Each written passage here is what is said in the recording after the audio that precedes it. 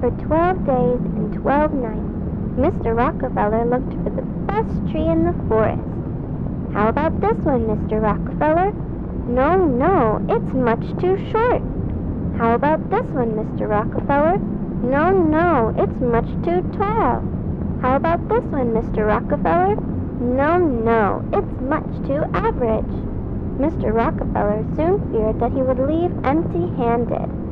Then, on the 12th night, just as he was packing up his stuff, Mr. Rockefeller heard the sweetest tune in the air.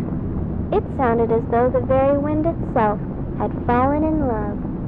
He and his men followed the song and found themselves at the base of a very, very special tree. How about this one, Mr. Rockefeller?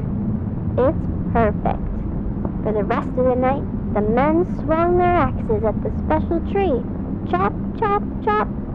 However, when the sun rose, the tree was still standing. Their axes had left no marks at all. Mr. Rockefeller was surprised. The next day, Mr. Rockefeller and his men laid 100 sticks of dynamite around the tree. 3, 2, 1, boom! Yet, the special tree continued to stand. Mr. Rockefeller was surprised.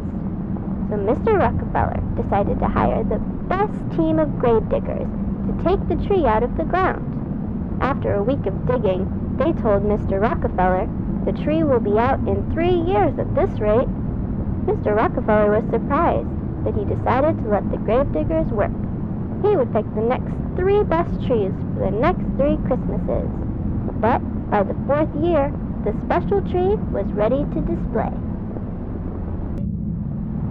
On a cold December morning in Midtown Manhattan, Rockefeller's men slowly raised the special tree. Heave ho! Heave ho! Heave ho! By the afternoon, the special tree stood tall and still. It was unlike any other tree, having no color, branches, or leaves. The mayor of New York, Mr. Gardia, thought that the tree was too bare and asked for branches to be added so that ornaments could be hung. Mr. Rockefeller didn't agree. He thought the tree was perfect, just the way it was.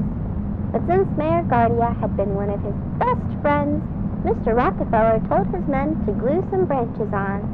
I, Virginia, watched as the men placed branches on the special tree. I had saved my money for over 9 months to purchase a little star ornament because I wanted to be the very first person to decorate the Rockefeller Christmas tree. It laid in my pocket while I watched because I planned to hang my ornament as soon as the tree was standing. After the final branch had been added and all the men left, I quickly ran up to the tree. But to my astonishment, the lowest branch of the tree was over twice my height. I jumped as high as I could, but still, the lowest branch was out of my reach. I was very disappointed. I wanted to be the very first person to decorate the tree, but now I had no chance. Unless I called my friends.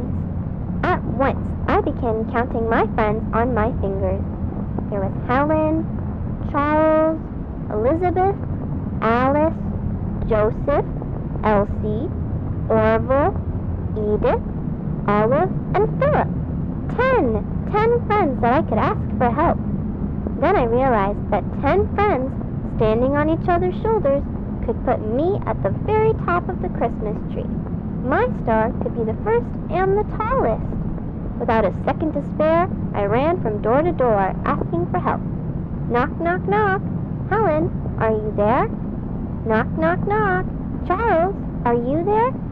Knock, knock, knock. Elizabeth, are you there? Eventually, I gathered all 10 of my friends at the bottom of the Rockefeller Christmas tree. I told them my plan, to have them all stand on each other and form a ladder for me to climb to the top. My friends understood my excitement, and they quickly started to climb onto each other's shoulders. Ow! Helen had stepped on Charles' fingers. Ow! Charles had stepped on Elizabeth's fingers. Ow! Elizabeth had stepped on Alice's fingers. After many groans and tumbles, my friends formed a sturdy ladder, and I began to climb. My joy grew with every passing face, Before I knew it, I was at the very top, looking down at the tree. My ladder of friends swayed back and forth and occasionally felt like it was about to collapse. But I tuned out the movement and focused on the tree. Closer, friends, closer. Then I secured the metal star at the top of the tree. It was perfect. Hooray! Victory! I'm the first! Just then, there was a strange sound. The tree began to shake. Its glued branches fell off all at once, and the entire tree slowly bent backwards. Soon, the very top of it touched the ground, forming a perfect arc. It was like a very strange rainbow. My heart sank as I saw my star gently slide to the ground from the tree's top.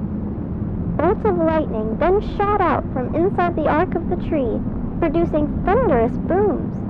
The lightning scared my friends and me. We all tumbled to the ground and ran in all directions, but the lightning caught up to us. I was blinded by a great white light. I remember when my eyes adjusted, I was in a field of special trees, and I saw... In a flash, I returned to the street where my friends and I had been struck by the lightning. We were all on the ground, being attended to by other people. I had scratched my legs badly, and I could see that my friends were also hurt. I looked up at the Rockefeller buildings, and I thought that they looked a little different. The whole street looked a little different, and the special tree was nowhere in sight. My mom and pa visited me at the hospital, but they looked completely different. Ma looked worried. After she wiped her tears, she asked, "Did you hang your bear at the Rockefeller tree?" I answered, "It wasn't a bear. I was going to hang a star." To which they asked, "What do you mean?" Pa asked, "Where did you get these clothes?" I answered, "These are my clothes, the ones you helped me put on this morning." To which they asked, "What do you mean?" My ma then asked, "Why are there dots all over your face?" I answered, "Those are my freckles. I've had them since I was little."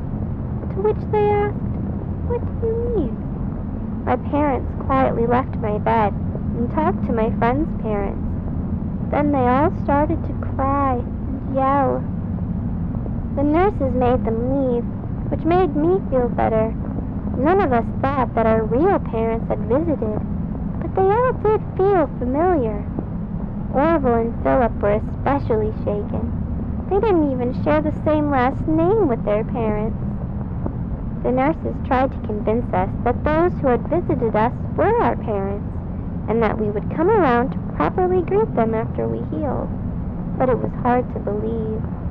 Whenever I looked out the window, I saw that Manhattan looked different from memory.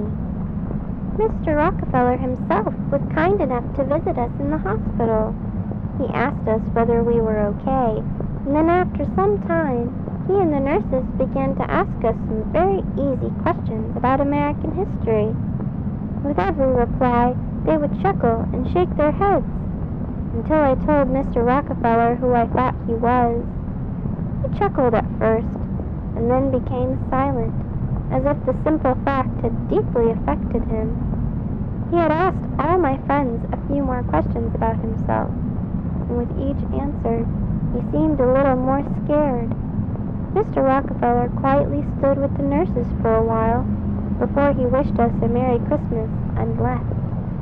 That evening, the nurses took x-rays of us to make sure we hadn't broken our ribs. Usually, those taking the x-rays are more than happy to show their patients what the pictures looked like. But when I asked to see them, the nurses ignored me. I didn't fall asleep that night. I kept my ear close to the wall to hear what the nurses were saying next door. I heard one sentence over and over. "Everything's backwards." I wonder what they meant by that.